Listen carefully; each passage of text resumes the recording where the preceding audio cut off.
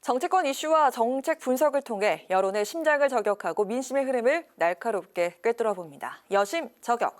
최수지 국민의힘 서울시 의원, 안기령 민주당 상근부 대변인 나오셨습니다. 어서 오세요. 안녕하세요. 네, 반갑습니다. 저희가 10월 6일 방송 이후에 약 한 달 만에 두 분 다시 뵙게 됐는데 두 분 한 달 동안 어떻게 지내셨는지 좀 궁금한데요.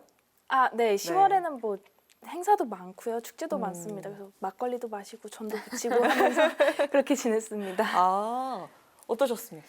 네, 저는 국회 방송에서 생중계되는 국정감사 보면서 모범 답변이 아닌가 싶어요. 막걸리 드시고. 역시 이렇게 모범적인 답변 반성하시기 바랍니다. 네, 좋습니다. 그 사이 아주 뜨거운 현안들이 많이 생겼는데요. 김포 서울 편입론이 단숨에 정치권 핵심 이슈로 부상을 했습니다. 이 주제에 두 분의 치열한 공방 오늘 좀 기대를 좀 해봐도 되겠습니까? 네. 네, 이게 자신 없어 보이지만 치열하게 준비를 하셨을 거라고 예상하고 들어가 보도록 하겠습니다. 자, 김포시, 서울시, 경기도 입장이 얽힌 데다 내년 총선을 5개월 앞둔 상황이라서 정치권은 표 계산에도 바빠진 상황인데 김포, 서울 편입 여심 저격 토론 테이블에 올려보도록 하겠습니다. 자, 국민의힘은 조경태 의원을 위원장으로 한 특위를 발족을 했습니다. 특별법 발의에 착수를 했고요. 김기현 대표가 처음 이걸 발표한 게 지난 월요일이었습니다.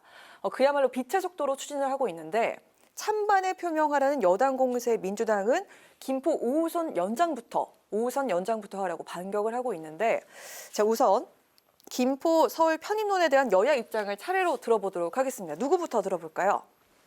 제가 먼저 네, 할까요? 최희연.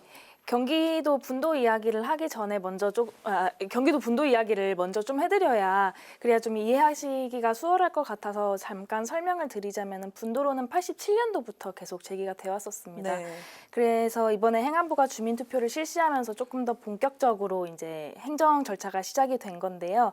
지금 경기도 의회에서도 활발하게 논의가 되고 있고 또 김동연 지사도 지금 상당히 추진하는데 논의를 열심히 하고 있는 걸로 저도 알고 있습니다. 그래서 실제로 제가 지난달에 경기도 의원님들이랑 업무 협약을 맺을 일이 있어서 뵀었는데 경기도 같은 경우는 뭐 연천과 오산이라고 하면은 이게 차가 안 막혀도 적어도 2시간이 넘게 걸리는 거리이기 때문에 상당히 멀죠. 그렇죠. 네. 업무를 보기에도 뭔가 행정적인 일을 하기에도 힘들다라는 좀 애환을 말씀 주시기도 하셨습니다.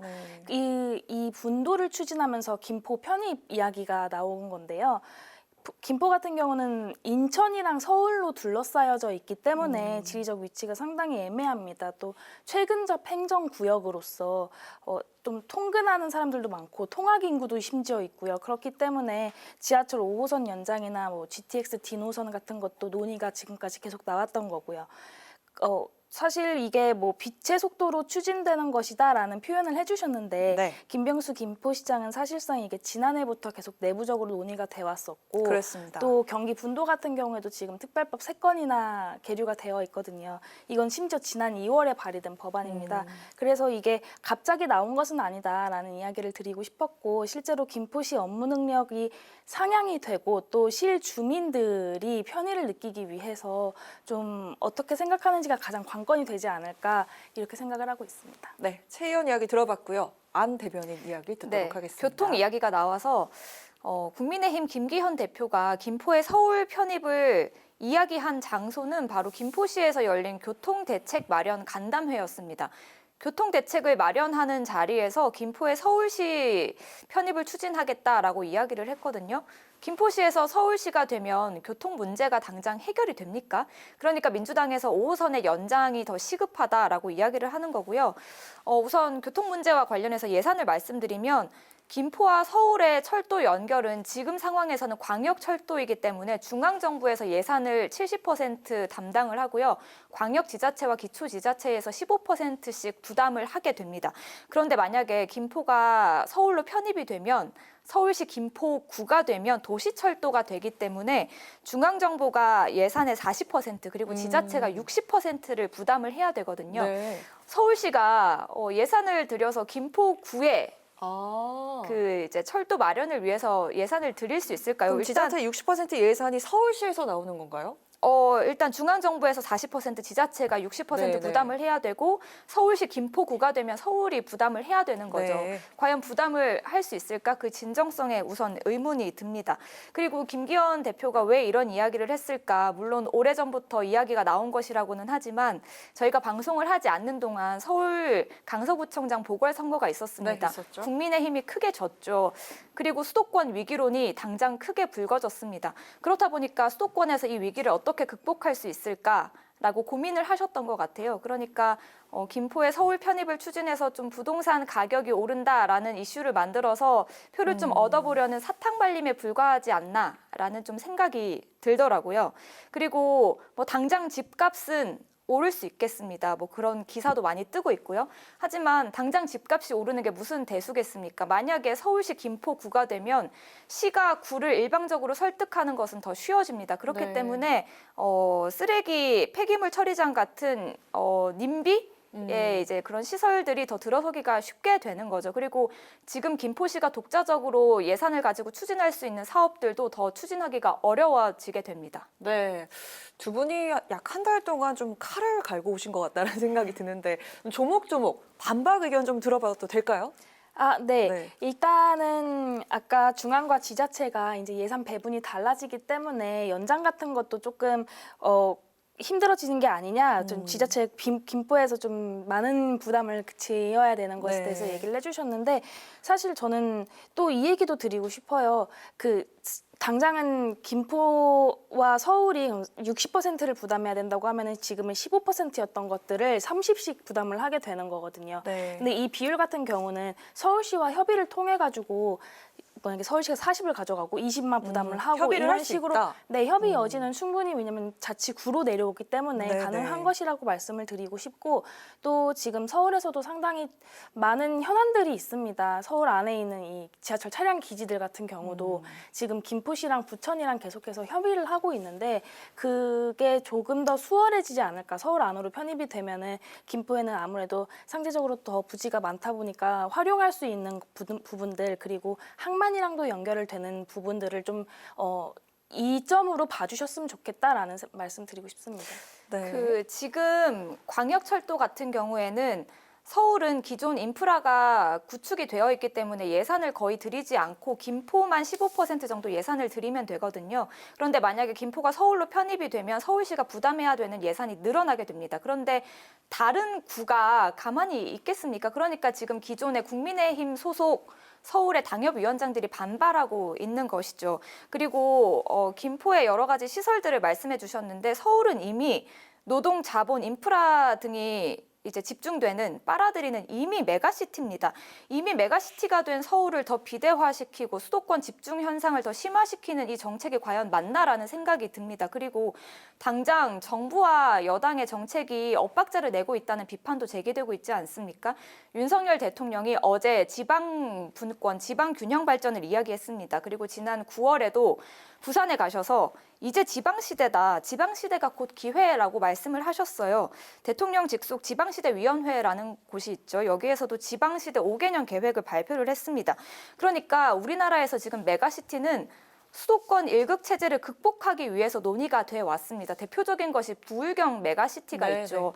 부울경 메가시티 또한 지난 1월에 이미 출범이 돼야 됐었는데 지난해 6월 지방선거 이후에 국민의힘 소속 지자체장들이 당선이 되면서 엎어버렸어요. 정말 그 지방 균형 발전 메가시티가 필요한 곳에 이야기는 외면을 하면서 지금 단순히 수도권 위기론이 불거지니까 이 수도권의 표를 좀 얻어보고자라고 졸속으로 추진하는 정책이라는 비판을 피할 수 없을 것 같아 보입니다. 네, 메가시티 이야기를 좀 포함해서 질문을 잘라서 드리도록 하겠습니다. 먼저 최 의원께 드리겠습니다.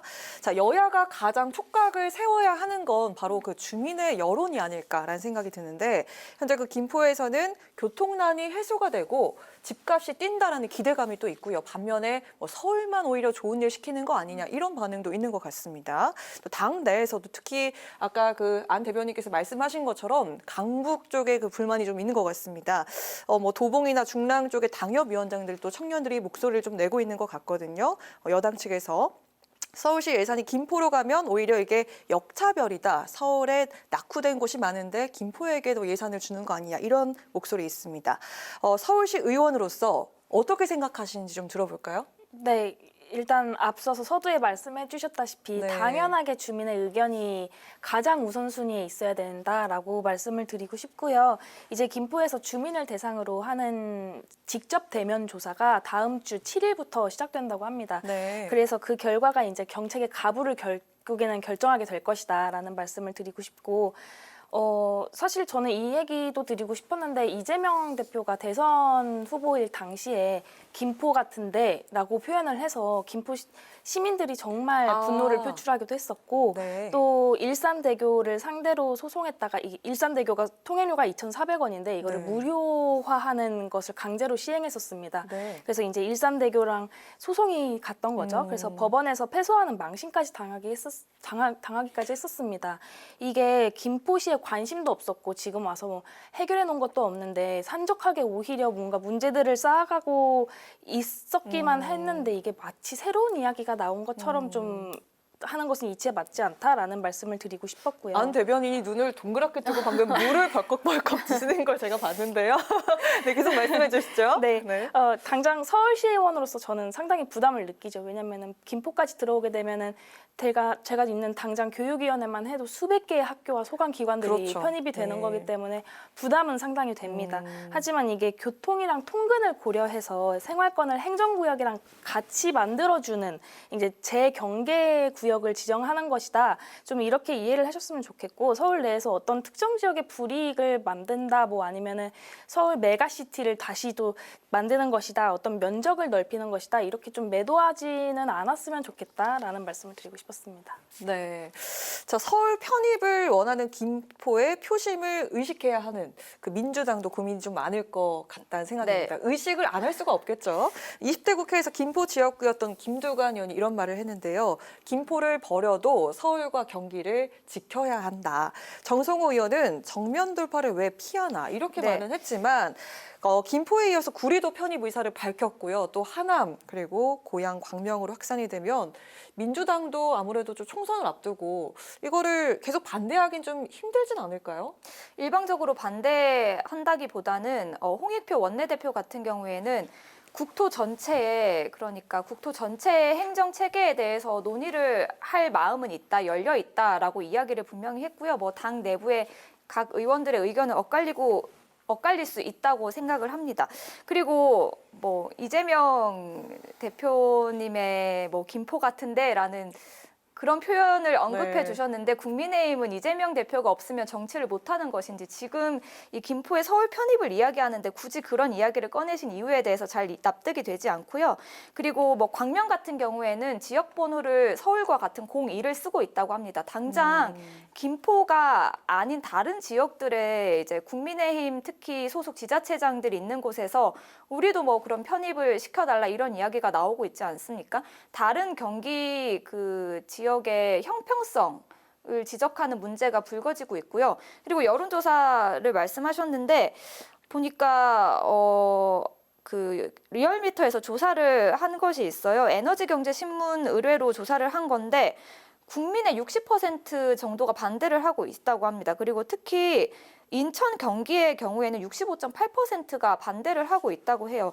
이 정책이라는 것은 분석과 연구를 기반으로 정확한 근거를 내야 되고 그 근거를 바탕으로 제시가 돼야 되는데 지금 전혀 그런 연구가 되지 않은 상황에서 졸속으로 먼저 이야기를 던져놓고 이제 와서 논란이 되니까 뭐 조사를 한다는 거 아니겠습니까? 그러니까 전혀 이거는 총선용이라는 비판밖에 받을 수 없다고 생각을 합니다. 네, 뭐 서로 더 덧붙이실 말씀 있으시면 지금 들어보고 다음 질문 넘어갈까요?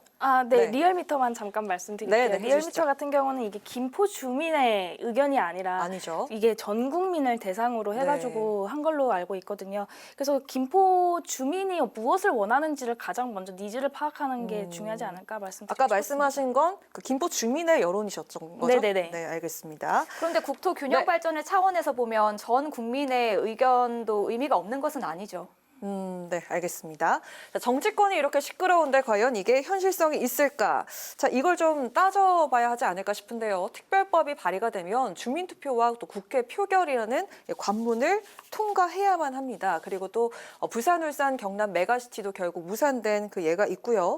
경북 군위가 대구에 편입되는데도 또 3년이 걸렸습니다. 김포 서울 편입 현실성이 있을지 그리고 이게 내년 총선까지 갈 위력이 있을지 이건 최 의원 이야기를 좀 들어봐야 될 것 같은데요. 네, 김포가 서울에 편입되면 아까도 잠깐 말씀드렸다시피 GTS 노선이라든지 아니면 5호선 연장 그리고 이게 김포 골드라인, 골병 라인이라는 별명까지 있더라고요. 네. 너무 힘들기 때문에. 아, 그래서 골병 라인이다. 네네. 아. 그래서 이거를 증차하는 거나 뭐 배차 네. 시간을 줄인다던가 뭐 이런 문제들을 조금 같이 논의하고 해결하고 실행하는 것이 빨라질 것이다라는 이야기를 드리고 싶었고 더 빨라질 수 있다. 네, 이런 이점들을 좀 민주당에서 고려하고 답변을 얼른 주셨으면 좋겠어요. 지금 그래서 찬성이라는 것인지 반대라는 것인지 좀 동문서답을 하지 않고 좀 입장을 명확하게 밝혀주실 것을 촉구한다라는 말씀 드리고 싶었고요. 그래야지 현실성도 있는지 여야가 함께 논의를 하고 특별법을 뭐 국회에서 어떻게 처리를 할 것인지 해당 지자체들과 논의를 어떻게 해나갈 것인지를 정해 나갈 수 있을 것이다라는 말씀 드리고 싶습니다. 그 여당 측에서 또 그런 말도 하더라고요. 이번 사례가 지방 균형 발전에 앞선 그 뭔가 모델이 될 수 있다. 이런 얘기도 하고 아까 그 메가시티 이야기를 또 해주셨는데 같이 함께 포함해줘서 답변 부탁드리겠습니다. 우선 그 김포가 네. 서울이 된다고 해서 서울로 편입이 된다고 해서 당장 교통 문제가 해결되는 것이 아니죠. 아까 말씀드렸지만 교통 문제는 서울시로 편입되지 않고도 지금 충분히 해결을 할 수가 있습니다. 그러니까 민주당에서도 이제 5호선 연장을 우선 추진해야 된다. 그리고 예산 같은 경우에도 협조를 하겠다라고 이미 밝힌 상태입니다. 네. 교통 문제 때문에 이 이야기가 불거졌으면 교통 문제를 해결하면 되는 것입니다. 이미 메가시티인 서울을 더 비대화시킬 필요는 없다라고 생각이 들고요. 그리고 이제 국토 균형 발전의 측면에서 뭐 서울뿐만 아니고 충청, 뭐 부울경 이런 모든 것들의 균형 발전을 함께 생각해 볼 수 있지 않을까요? 아까도 말씀드렸지만 윤석열 대통령께서 당장 지방시대가 기회다, 지방의 균형 발전이 필요하다 이야기를 하셨습니다. 그리고 부울경 메가시티 또한 윤석열 대통령의 공약이었어요. 네. 어쨌든 그걸 그 국민의힘 지자체장들이 뒤엎은 것이지만요. 그러니까 이걸 김포만 콕 집어서 이야기할 문제는 아니라고 생각합니다. 네, 좋습니다. 자, 여당이 쏘아올린 김포 서울 편입론, 이 불씨가 어떤 방향으로 전개가 될 것인지 여론의 움직임과 정치권 대응을 주의 깊게 지켜보도록 하겠습니다. 시간 관계상 한 가지 주제만 더 이야기를 해보고 마무리하도록 하겠습니다. 오늘 예결위가 27개 경제부처 예산안 심사를 시작을 했는데 이번 그 예산 전쟁, 정부 여당의 긴축 재정과 야당의 확장 재정, 대결 구도가 된 것 같습니다. 어제 이재명 대표가 성장률 3%도 가능한데 정부가 무지하다 그랬더니 오늘 윤재욱 원내대표가 말만 화려한 사이비 경제학 이렇게 강하게 맞받았는데요. 경제 위기라는 진단은 같은 것 같은데 처방은 정반대거든요. 이거 돈을 묶어야 할까요? 풀어야 할까요? 네, 네. 먼저 말씀을 네, 드릴까요? 제 의원님. 네, 저는 묶어야 합니다. 묶어야 합니다. 묶어야 한다고 생각합니다. 네. 지금 상당히 어렵잖아요. 그래서 이게 전 정부 탓을 하는 게 아니라 우리가 너무 코로나를 길게 알아왔습니다. 그래서 좀 몇 년을 마중물 역할처럼 확장 재정을 해왔습니다. 네. 그래서 국가 부채가 1,000조 원을 넘어가고 있는 실정이고요. 그래서 이게 뭐 다시 말씀드리지만 팬데믹 당시에 각국이 이제 확장 재정 정책을 했고 그로 인해서 좀 고물가 상황이 지금 계속 전 세계를 좀 시름시름 앓고 있게 하는 게 아닌가. 그래서 재정 만능주의를 좀 회의적으로 보고 이 경제 학자들도 지금 계속해서 이야기를 하는 게 소비 지출, 정부 소비 지출이 증가했다고 해서 다시 경제가 성장하지 않는 게 현실이다. 그래서 오히려 좀 국가 채무를 늘리면은 이게 국민 부담으로 다가오고 장기적으로 재정 지출 효과는 없을 것이다라고 이야기를 하는데 좀 이런 전문가들의 의견을 듣고 그렇게 바람직하게 가야 되지 않을까 네, 물 한 번 드시고 울지 마시고요. 생각이 들었습니다. 네, 알겠습니다. 정말 우리나라 경제를 생각하는 우리 최 의원님 발언 잘 들었고요. 그럼 그 안 대변인 이야기를 좀 마저 듣고 네. 다시 이야기 들어보도록 하겠습니다. 우리나라 경제를 생각하면 저도 목이 메는데요. 우선은 서울 강서구청장 보궐선거에서 패배한 이후에 국민의힘에서 이제 민생을 챙기겠다면서 민주당을 비난하는 현수막 철거하고 이재명 대표를 공식 회의에서 언급하는 일은 손에 꼽을 것이라고 했습니다. 그런데 지금 윤재욱 원내대표 어떻습니까? 뭐 이재명 대표의 이야기에 대해서 말만 화려한 사이비 경제학, 조삼모사 이런 비판을 늘어놓았는데요. 하셨던 약속도 지키지 못하면서 지금 야당의 제안에 품평만 늘어놓고 있으니까 좀 기가 막히고 한심하다라는 생각이 듭니다. 그러면 집권 여당은 지금 경제를 회복시키고 민생을 회복시킬 대안을 내놓고 있습니까? 비전도 제시하지 못하고 있잖아요.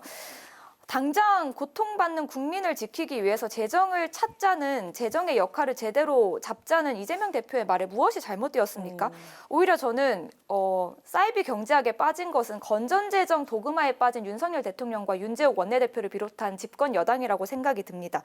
그리고 윤재욱 원내대표가 특히 이재명 대표의 재정 확대 제안에 대해서 조삼모사라고 비판을 했는데 조삼모사는 R&D 예산을 대폭 깎아놓고 말로는 뭐 국가가 나서서 지원하겠다, 뒷받침하겠다, 얼마가 들든지 상관없다 이렇게 이야기한 윤석열 대통령이죠. 제대로 된 방향도 제시하지 못하면서 무조건 전 정부 비판하면서 우리는 전 정부와 반대로 가겠다. 그리고 야당의 합리적인 제안에 대해서 비판부터 하고 보는 국민의힘과 정부가 정말 무책임하다는 생각이 듭니다. 네, 뭐 짧게 마무리 들어볼까요?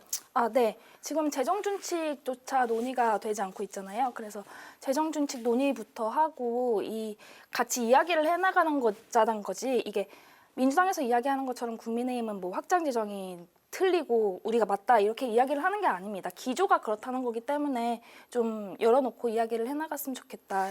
열어놓고 말씀드리고 이야기를 싶습니다. 하자고 제안한 것은 이재명 대표인데 윤석열 대통령이 받지 않고 있죠. 네, 저희가 짧게나마 마지막 질문 하나씩 더 듣고 마무리를 할까 하는데요. 자, 오늘 그 국민의힘 혁신위가 발표한 2호 혁신안 희생이라는 키워드답게 의원수 10% 감축 그리고 불체포 특권 포기 등 정말 이 가감한 희생을 이야기를 했습니다. 근데 정작 인재영입위원장에는 친윤계 핵심인 이철규 의원이 컴백을 했는데 파격적인 혁신위와 그대로인 지도부 이거 어떻게 보면 좋을까요? 네, 강하랑 앵커께서 네. 지금 그대로인 지도부라는 표현을 하셨는데 네. 이 김기현 대표가 결단을 조금 내리더라도 어떤 결단을 내리더라도 좀 시기가 너무 이른 거 아닌가라는 말씀을 먼저 드리고 싶었는데요. 이 혁신위의 의견을 받아들이게 돼서 뭐 당 지도부가 불출마나 수도권 험지를 출마를 결정하게 되더라도 그거는 아직 긴 시간이 남아있기 때문에 마지막 리더십을 결단하는 것은 김 네. 대표의 몫일 것이다. 이렇게 알겠습니다. 이야기를 드리고 싶습니다. 알겠습니다. 역시 짧게 들어보도록 하겠습니다. 민주당 내부 분위기도 좀 비슷한 것 같은데요. 비슷한 또 그 친명계, 조정식 사무총장을 비롯한 친명계로 꾸려지면서 또 잡음이 나오고 있는 상황이죠. 공천 밑그림을 그릴 첫 단추부터 잘못 끼워졌다. 비명계가 이렇게 불만을 터뜨리고 있는데 이 반발 좀 그냥 단순한 우려일까요? 네, 그 비명계라고 불리는 분들의 단지 본인의 공천 걱정에서 나온 단지 우려에 불과하다고 생각을 합니다. 그리고 국민의힘 분위기와 비슷하다는 이야기에 동의할 수 없고요. 네. 그리고 이 총선 기획단 같은 경우에는 뭐 공천관리위원회나 공천심사위원회도 아니고 공천에 직접적인 영향을 끼친다기보다는 그 총선을 앞두고 밑그림을 그리는 조직입니다. 그런데 뭐 친명계 일색이라는 그래서 공천이 우려된다, 공정한 공천이 우려된다라는 지적에 동의할 수 없고요. 그리고 그 당직을 맡고 있는 당연직 위원들이 절반 이상입니다. 그러니까 이거는 그냥 일각의 아주 비주류의 의견이라고 보시면 될 것 같습니다. 개인적인 생각입니다. 네. 오늘 나라를 걱정하는 두 청년의 목매인 그 목소리 잘 들었습니다. 자, 지금까지 최수지 국민의힘 서울시 의원, 안기령 민주당 상근부 대변인과 함께한 여심 저격이었습니다. 두 분 고맙습니다. 네, 오늘 국회 라이브 6 여기까지입니다. 시청해주신 여러분 고맙습니다. 편안한 주말 보내십시오.